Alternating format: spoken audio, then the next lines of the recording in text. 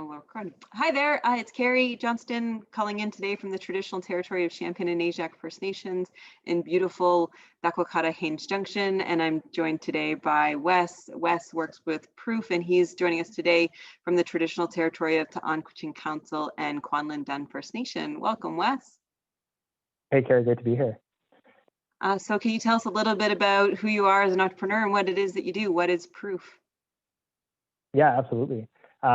So Proof is a software company. We're headquartered in Whitehorse. We're trying to change how technology works in government.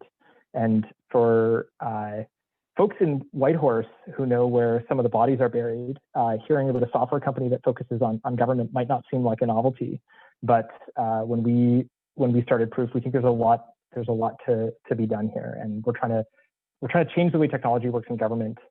But for my background, I'm one of the co-founders of Proof and the technical co-founder. So I've spent a lot of time building systems. I studied math and computer science at the University of Waterloo, did some research in cryptography at the University of Toronto and research at Columbia University before finding my way into industry and into the startup world. And over time, I found that I'm interested in building technology, but really interested in finding ways to make technology work for people. It's not enough to solve the high-tech problems, and it's through that journey has gotten me closer to really finding ways to make technology work for people, not just in solving the tricky puzzles that it is to put together an autonomous system or an information system on the internet. So. I love that we're two Waterloo grads hanging out in the Yukon together, chatting through Zoom. It's great. What did you study at Geography. Waterloo? Geography, right? Mm-hmm. That's right. Yeah, population dynamics was a big piece. Yeah, counter-urbanization. Right? So Yeah. trends of people moving backwards down what we think of the settlement pattern or hierarchy. So typically we move from smaller settlements to larger. And so what happens when people start moving reverse and for positive forces rather than negative? Because you might move negatively out of a large urban center because you can't afford real estate or something like that anymore. Yeah. I know, I can nerd out on that forever. Yeah, Waterloo, man, that feels like that's a long time now. I was there, started 03, graduated 08. It was a great time, a wonderful place. I ran cross country and track and field when I was there, and that was actually a lot of community. I found the math department, while having exceptional students and faculty, didn't have some of the same community as some of the other departments. I think I saw some friends in engineering who had a very tight class and cohort throughout their time, and I envied that a little bit. And probably community, as so many Yukoners, was a big draw for me coming here, and something I cherish. But. Yeah, environmental studies at Waterloo was a really tight-knit unit. It was super fun and great community there. So, but we welcomed many math folk in.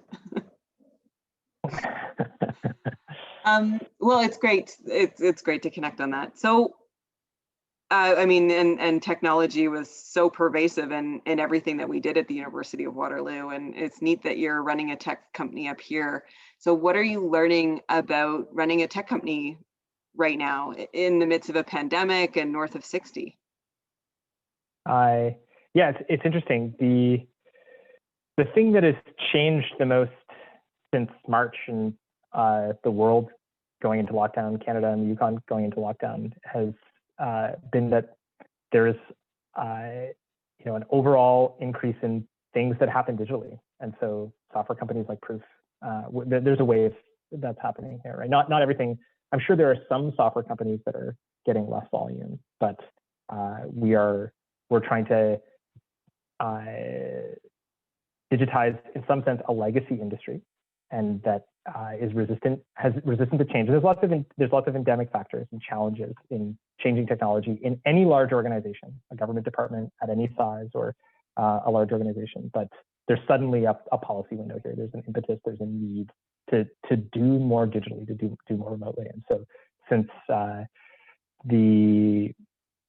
not even sure what to call the thing that happened in early March, right? I know that there was emergency legislation and people were asked to more or less stay home, right? But I don't know if we have a word for that. It's a kind of self-isolation, but I guess when I say self-isolation today, I think of folks returning from travel and coming to the territory and self-isolating for a fixed period of time. But I don't know what the expression is for that when the curtain kind of fell in March. I don't know if there's an expression for that. Yeah. Shelter in place. Lockdown.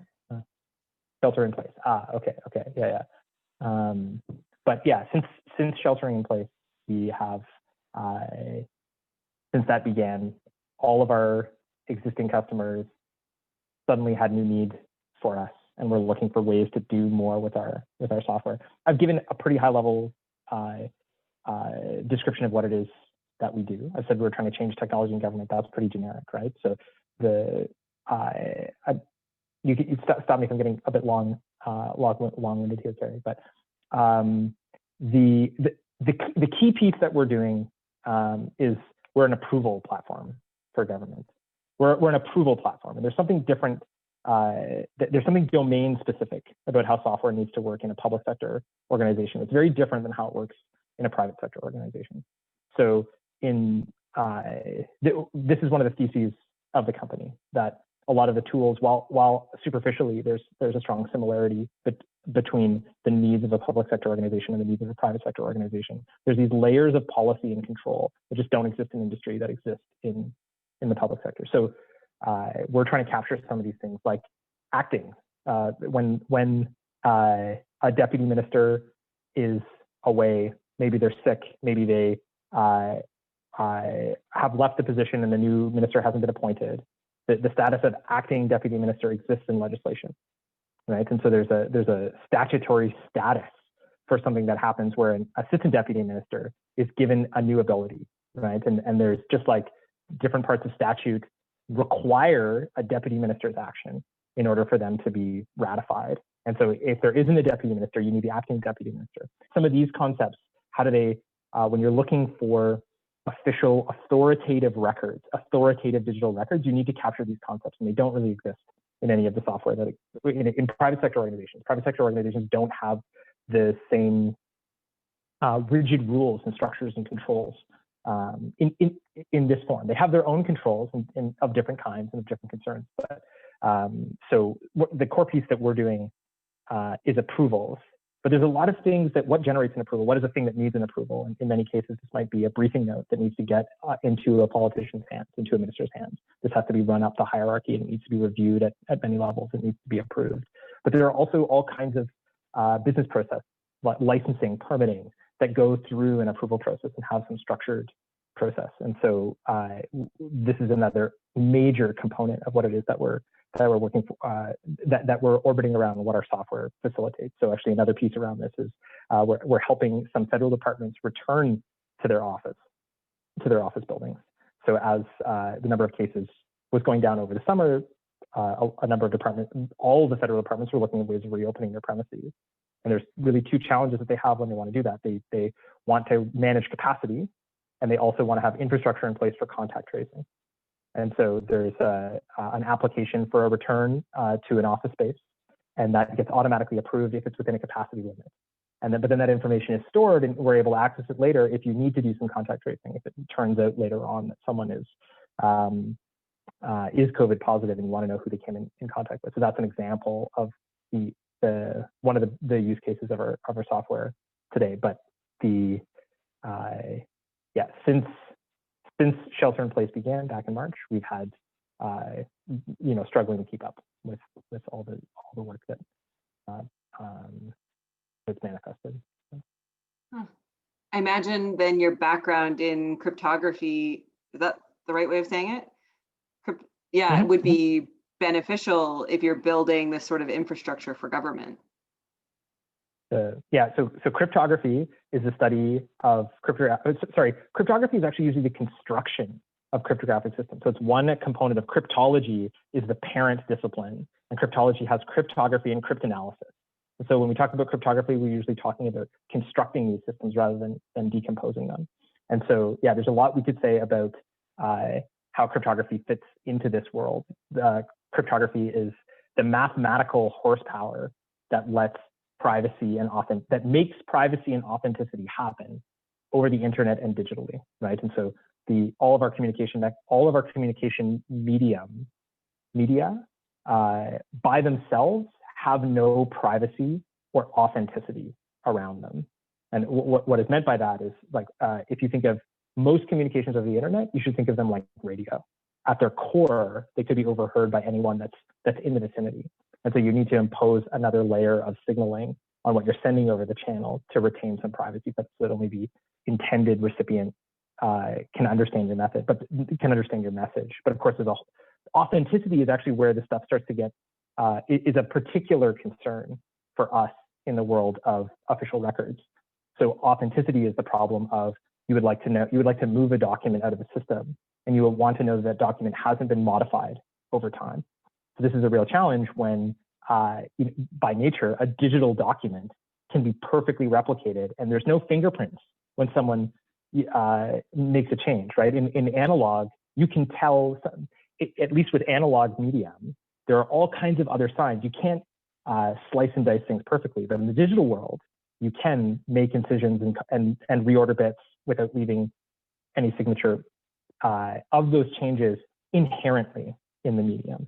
So the game then becomes, what are some higher level structures of encoding the information in a way that allows you to detect if things have been tampered with in transit? And so that's authenticity. And so signatures, digital signatures are an example of that. And when we talk about signatures, we're usually talking about public key cryptography as opposed to private key cryptography. That's another place where the domain splits significantly, but public key cryptography is what drives a lot of what we're doing.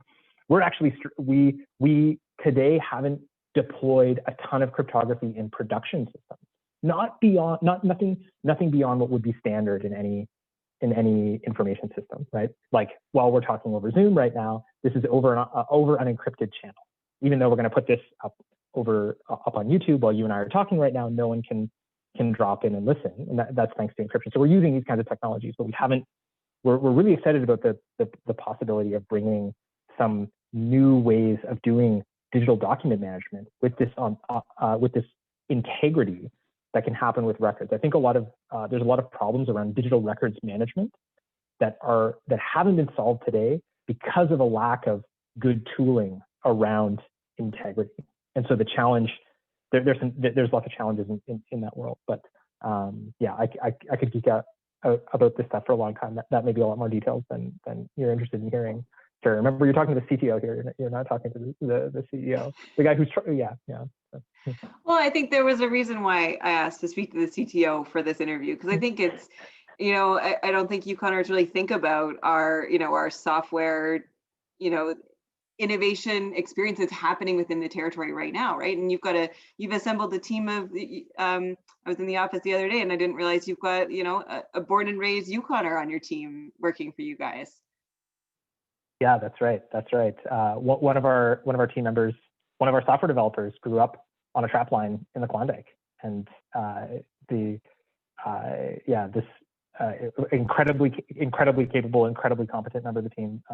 All of our team is super strong, and I feel very privileged to work with all of them. But yeah, Marlon embodies all of the positive attributes of a Yukoner. And that's part of our opportunity up here, I think. So what are you learning about Yukoners right now? Yeah, it's a good question. The last couple of weeks when I run into people in and out of Northlight, I've been telling them that I'm pretty heads down, and that's my way of trying to make sense of the fact that I haven't really come up for air, and in a little while, just trying to unblock our customers, keep things rolling. Actually, a lot of the work right now is happening with departments in Ottawa, and so even though we are working very closely with the Yukon territorial government on a couple of projects, they've been an important partner since we started. A lot of our growth right now is happening outside of the Yukon, which is really exciting, and that's actually really important in order to make this organization sustainable. Right? Is that this is one of the critical pieces about software, and we're trying to unlock the positive economics of software. The promise of software is if you build it the right way, you're able to get really a lot of mileage out of it, right? But software is deceptively expensive, right?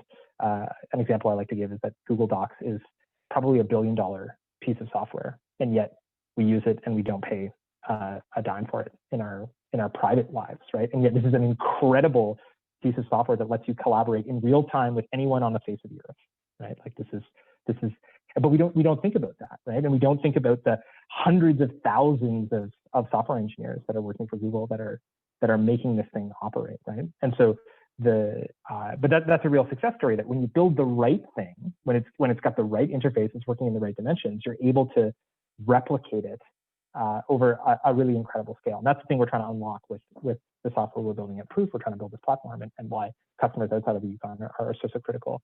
But specifically about Yukoners, I don't think my perception has shifted in a drastic way from my perception of Yukoners that I had when I moved to the territory here, right? That Yukoners are incredibly adaptable, they are incredibly creative, they're incredibly resilient, and they are community oriented. And all of those things remain true even throughout this crisis today. Probably the ability for us to keep our case number as low as it has been over the stretch is a testament to individuals attending to the recommendations from around self-isolation and the safe six and what have you, right? And that is should be a point of pride. And it's like I'm in the office right now at Northlight with my team, and when we're on a call with folks outside of the Yukon,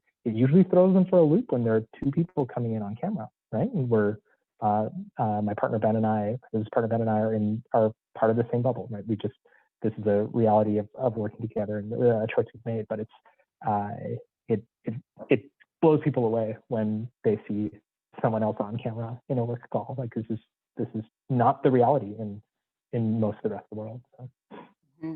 That's very true. Yeah, I think you're right. Our numbers being so low with some, limited mobility outside and still being able to keep our numbers so low is a testament to Yukoners' ability to follow that safe six, which is unique to Yukon. Which of the safe six are you finding the hardest to integrate into your life, though? They are challenging. I mean, I think if I were traveling, self-isolation would be a challenge, but I'm purposefully not traveling, A, because of risk, but B, because that reintegration would be a challenge, right? On the whole, I think they're all pretty manageable. At the same time, like you're in the grocery store and even if you're wearing a mask, folks aren't maintaining 6 feet apart at all times, right? Like this is, and that's not a surprise, right? Like this is these are ideal situations. You're bringing the risk down by wearing a mask. You've got to get to the grocery store periodically anyway, right? But none of them stand out particularly as a challenge. What are you learning about leadership as you kind of bring your CTO? So how do you bring your team through these, the increased workload and demands on top of an already sort of, I imagine, taxing workload? I think I am recognizing some aspects of myself that's a worker, and recognizing that as a leader, I need to, while there are opportunities that come with handing out work, if that's the only thing I'm doing, that's not that helpful, right? There's, on one hand, there really is something that's exciting about when we're called into action. We have an opportunity to make a difference on a customer, on a file. And there's also something exciting about the fact that people are using our tool. It's one thing to be in the lab, to be building something that you feel really great about, that you have visions for how it will be used and how it will scale perfectly, and you're taking care of all of these details before they get out into the wild. But it's not, unless what you're doing is in a customer's hands, unless what you're building is in a customer's hands, unless the code you're writing is in production, it's not worth anything, right? And so on one hand, there's an opportunity that comes with this, but I recognize that there's an opportunity for developing your skills as a software developer that comes from having the arena, right? And there are lots of people who will actually operate for a very long time in their career, and they'll be sheltered within larger organizations, but the thing that they're building doesn't really get much volume at all, right? So there is the opportunity here of the arena, but I'm learning that I need to think a little bit more about pace, and I need to step back a little bit, take a breath, and create the conditions where we're not just talking about work all the time. I'm allowing my team to appreciate one another as humans, taking some time for social. And when we are taking some time to celebrate our wins, when we reach milestones, because it feels like we've only begun the journey. The mountains are still looming large on the horizon. And so I need a reminder to take a break and to, celebrate the distance we've come. That's the biggest piece for me that needs to change when I'm learning about myself, that comes with the workload and the challenges of where we are today. How are you keeping yourself well? How are you kind of keeping yourself grounded so you can climb those mountains? Probably the best thing that I've done, my wife and I got a dog in June. We adopted a dog from the shelter in town, and that has been caring for Max is a really wonderful change of pace for me. It forces me to not deal only with matters of the business. Max needs attention. He needs to go out. He needs exercise. He needs to be fed. Right? There's another living being here that needs my attention. And there's something I find a powerful feeling of joy when I'm hanging out with Max, and it's like something I can very easily tap into. My stress just falls away. We feel he's a 16-month-old. We got him in June, so we've had him for June, July, August, September, October, 5 months now, I guess. And we were told he was a Rottweiler, though after reading a little bit, or a Rottweiler mix, right? Some sled dog in there. Every half the dogs up here have sled dog in them, very lean. But after reading a little bit the personality of breeds, we think he's a Doberman because he's very personally bonded and just wants to sit on your lap. And so having a 70-pound dog sit on your lap, there's something I think that's pretty nice about that. And so I think Max is the reason that I've removed an incredible amount of stress and put an incredible amount of balance into my day. Yeah. That sounds joyful. That really does. You described Max with a lot of joy. He's upstairs cuddling with Les right now. If he was around, I would put him on camera. But yeah. Oh well, I'm sure he's very handsome. So how are you thinking about proof a little bit differently based on, we've kind of been through this crazy 8 months. Are you thinking differently about the business? I mean, one of the things that struck me was as soon as we started sheltering in place, it struck me there's opportunity here, right? There's and that might seem callous to say, right? But all that I mean by that is things are changing. The way that we operate is changing. The ways that we have conducted our daily lives, the technologies that we use, the way we get around, these things have to change because our world has changed. And there is opportunity that comes with that change, right? In some sense, I feel like I'm in the wrong business because we're not. I think there are businesses that are exploding right now, right? And though we have been fortunate and had a lot of new business that has come about as a result of COVID, we are in a complicated space. We're working with legacy organizations that take a long time to change, and so the rate at which we will grow is still very different than how other technologies have the opportunity to be adopted, right? The expression startup, where does this come from? What is the definition of this? I think a lot of people use it to mean the place that's cool to work, right? And if you read Paul Graham, one of the founders of YC, his definition of startup is around a company that is designed to grow quickly, right? And so there's a lot of organizations that ascribe to that mantle, but don't have that trajectory, or are not really technologically enabled that could allow them to grow all that quickly, right? And so while Proof is a technology play, because we're working with organizations that are relatively slow to change, that feels like a limit, a significant limit to our growth. And so in some sense, it is unlikely, it's hard to imagine how Proof's trajectory could match that of an Uber or an Airbnb, which are kind of the templates of an organization that, because the way they've harnessed technology has totally changed the way that people are able to acquire a certain kind of good or service, right? But has reshaped huge parts of huge elements of our world. So maybe the way to frame that most positively is I'm probably not capitalizing on this moment enough.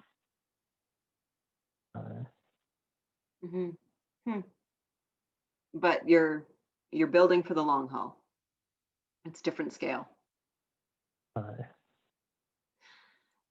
What advice do you have for emerging entrepreneurs who want to be in the startup space or working in software?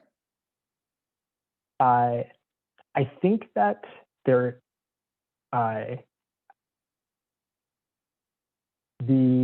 I think that there's a lot of noise in the world of business, and when people try to start companies, they get a lot of advice from a lot of different places.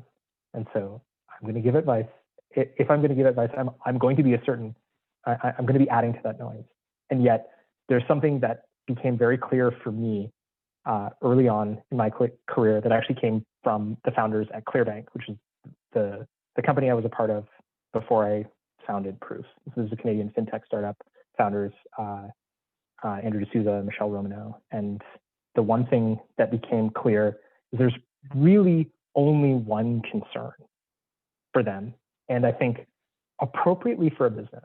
And so you can talk about marketing, you can talk about business plans, you can talk about cash flow. All of these things are important, but they are in their place. They need to be put in their place. And it's easy to get lost when you're early on and trying to figure out how much attention do I give to any of these things. I think the only thing that any person starting a business should concern themselves with is, how do I find customers that I can serve profitably? That's it. There's nothing else. And until you answer that question and prove that you can answer that question, nothing else matters. Everything else is in service of finding customers and serving them profitably. And so why are we doing marketing, right? We're trying to figure out how to connect with the people that we can sell our good or service to, right, in a profitable way. And there's ways to find margin in all of these different attributes of running a business. I'm not much of a planner. When people talk about business plans, like, some people can put together some great business plans, but to me, the only element of the plan is how do I find more customers? How many customers am I going to onboard? Am I going to be able to onboard over time? And it's more, I think, market analysis is the thing that I probably care more about than about any kind of business plan.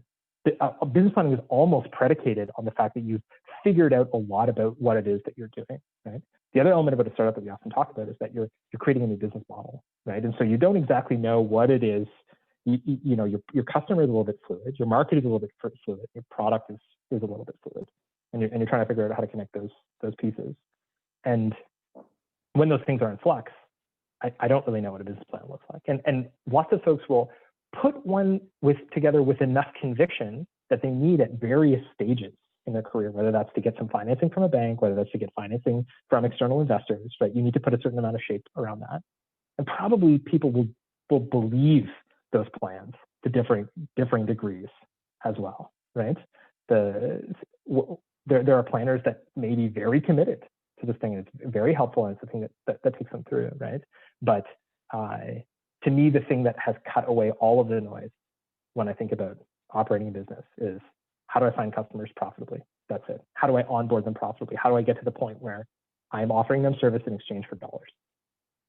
And to me, that is the only concern that anyone should ever have in starting a business, and that will put everything else into place.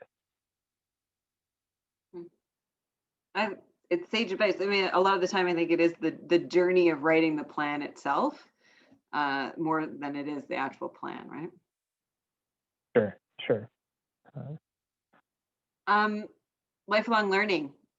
Are you picking up any new skills these days? I guess dog walking. Dog training too. You have to train your dog to play fetch. This was a revelation for me when in the world of dog ownership, right? There maybe some dogs automatically know how to play fetch, but you can train a dog to play fetch, right? And that's actually a really valuable thing to do, because you can tire them out really quickly. But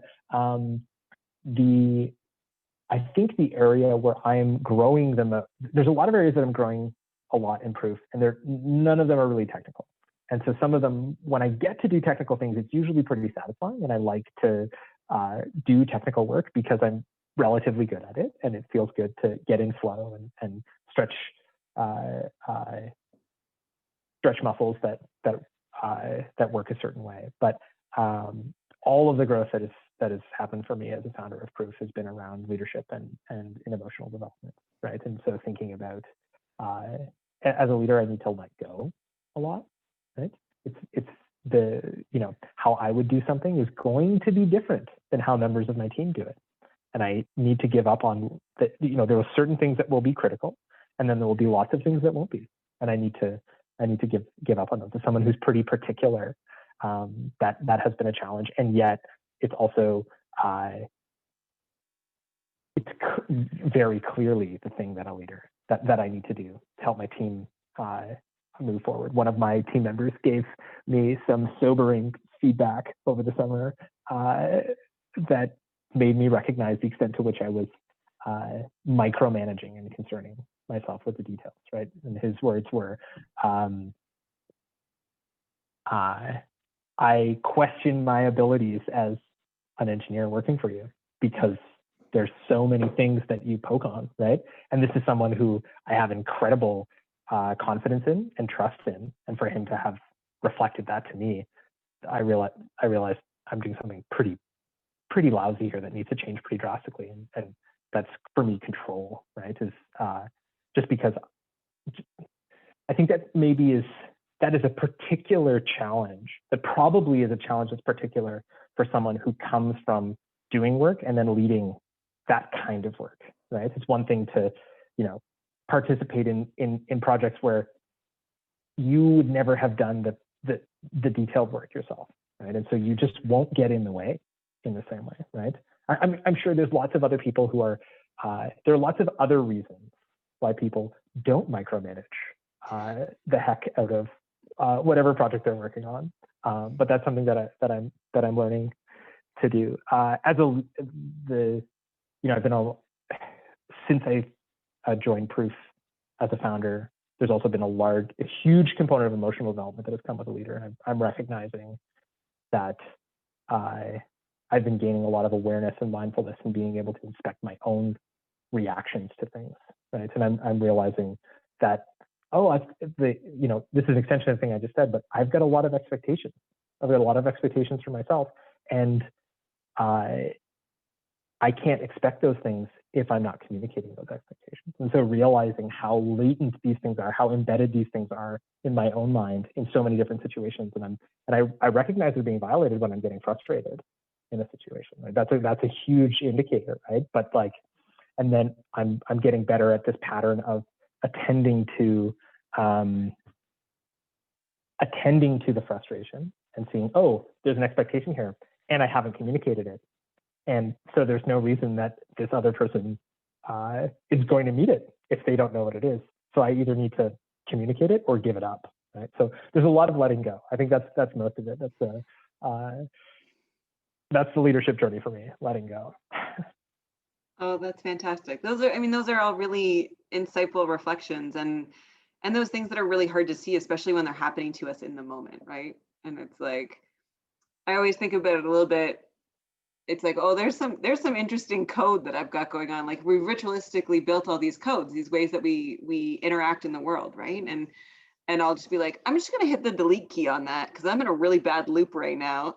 Like I gotta get out of this. Yeah. Sure. You gotta have the awareness Yeah. to see that happening while it's happening. Yeah. Gaining the awareness, right? I think it's a lifelong journey. Any aha moments for you? Any major shifts in your worldview or way you're thinking about things?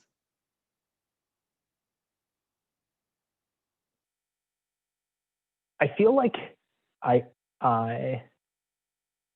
often feel like we're on the breakthrough. We're on the cusp of a breakthrough with something at Proof when we're seeing the problems that are presented to us and suddenly an opportunity for how to do things differently. But that's more in the nature of the work itself. That's not something COVID related, right? So an aha moment, if we're specifically talking about COVID and the time we're in right now,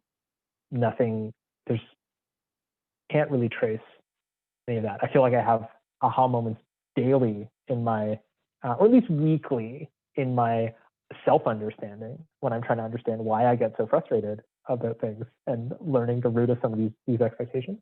But nothing specifically rooted in the COVID piece. What are some of the ahas that have been shared so far from your interviews? Maybe we'll make good podcast material for you to repeat them in this podcast. But well, gosh, I'm trying to think back in time. It's been a little while. Like I'm doing this series right now for Innovation Week, but this is kind of almost like my season 2 for the podcast because I took a little bit of a break there for the fall as things got busy and just took a bit of a moment to reflect. I mean, I think a lot of people have realized a lot about the power of networking and being in relationship and the importance of, of building relationship and how we do it and leveraging those opportunities as well. And just how important those connections are. I mean, that comes up over and over and over again. And that like staying well for yourself and staying grounded as much as possible. Because you can't do the big right. things if you're not stable. Right. I mean, the one thing that's worth pointing out, I don't know how many folks have communicated this to you, Carrie, but the fact that everyone is meeting over Zoom levels the playing field for a company that's based in a very remote part of Canada.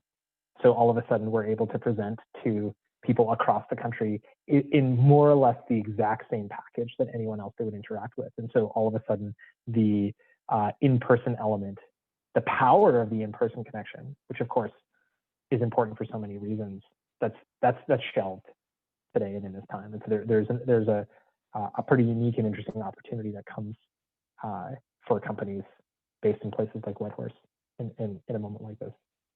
Oh, that certainly feels to be the case. Yeah.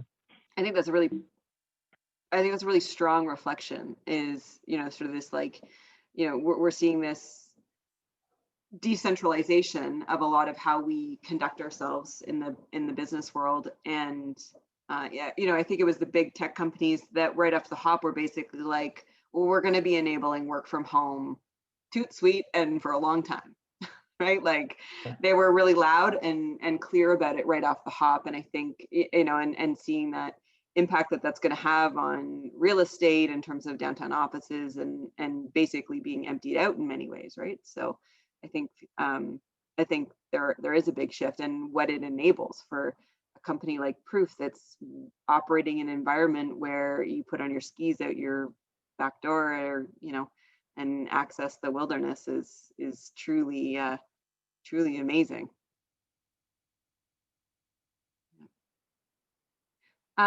Values of reopening. What are your hopes? Sort of, I mean, reopening. We're going to be reopening for a long time, but I think we've sort of had a bit of reset in our economy. So, what are you hoping for?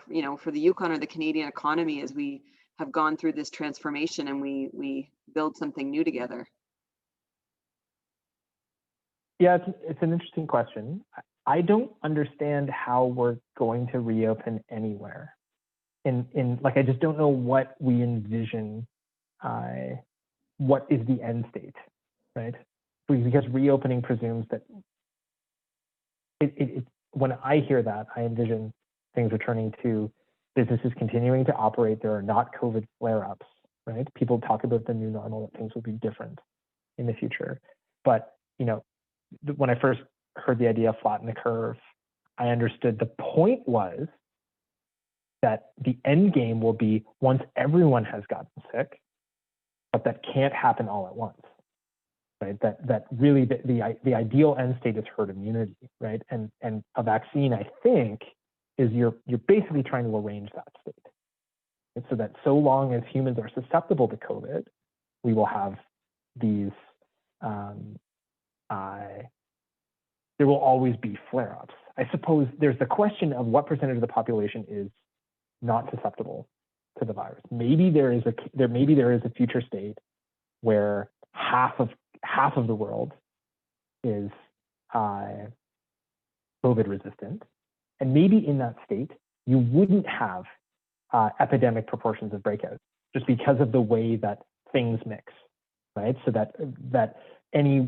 because you would expect those individuals that have previously contracted the disease and are supposing they are immune today, if they're more or less uniformly distributed across the population, that might represent enough of a barrier that would stop breakouts, right? This is actually, you know, epidemiologists are thinking a lot about this right now. I know that they're using probabilistic models, and probabilistic graph theory is probably, random graphs are probably something really that they're looking a lot at, right? So I don't know what the possible end states are, but it feels like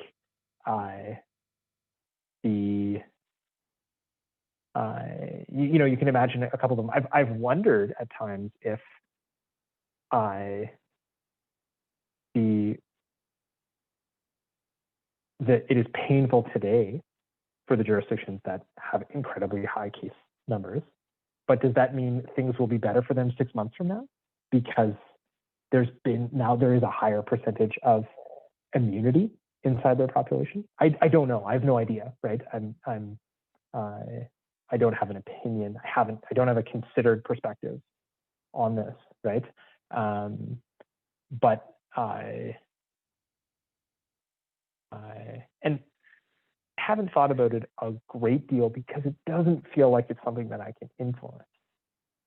I think this often feels like the kinds of problems. Maybe that's just how I justify it to myself. What are the things I think about, and what are the things I don't? But yeah, it's really not clear to me how we will not have an indefinite number of waves of COVID in reopening unless we are establishing some kind of immunity amongst the population. And if we are, when will that be a conscious goal for our public health officials and the way that we operate, right? If that's the kind of barrier. But yeah. I think that's right. I mean, I think it's interesting because, yeah, when I first designed that question, this value of reopening, it was when we were in that sort of like shelter in place that, only critical services were allowed out, like that initial like couple of weeks, right? And then we started to come out of that where, essential workers and we were, coming out of these phases. And then we sort of talked about this sort of like reopening of the economy as businesses got back to work in the summer. And, we're in this new normal, and we're in this new normal for a really long time. We don't really, even this week, we're filming this right after the Pfizer announcement of the vaccine, and seeing that the RNA vaccine might, be somewhat viable. Like there's some, but even that, when you think about the time scale of that, like the best case scenarios are still months and months and months away from now. Like it's a factor of time that is really challenging for us to wrap our heads around, I think. Yeah. Interesting. Thanks for bringing that up. Any songs, podcasts, books, or anything like that that are really getting you through these days? Yeah, I haven't subscribed to a ton new of late, though I recently started listening to some of Seth Godin's Akimbo, and that's not a new resource. Seth Godin has been around for a really long time and is very well regarded. But a friend of mine flipped me a podcast of his, a recent one on the pursuit of perfection and perfectionism in work, and that really spoke to me, especially with where some of the perfectionism is something I'm thinking a lot about in the in the culture of the organization at Proof, where the craftsmanship, the ideals of craftsmanship can be in conflict with the kind of iterative development that you need when you are in a company where you have really high ambiguity in what it is that you're trying to deliver. What will be the sustainable thing to deliver, right? So that's something that I've recently been connected with, and I really appreciate. A podcast that I actually really like is Russ Roberts' Yukon Talk. It's out of Stanford University, and I enjoy economics because it's this quantitative lens on human behavior, right? So it really speaks to both sides of me, and being really interested in the world we live in, and yet also really interested in the underlying structures and the quantitative structures that take it up. And I find he's often exposes me to very different ideas and ways of thinking about things than I would come across myself. And so I value that pretty highly. He seems like he's a different voice, and that's something I regularly consume. Two good recommendations. Thanks for that. I hadn't heard the second one. Thanks so much for your time today. Most welcome. Yeah, it's been fun. Thanks for having me, Carrie. Thanks. Okay, bye.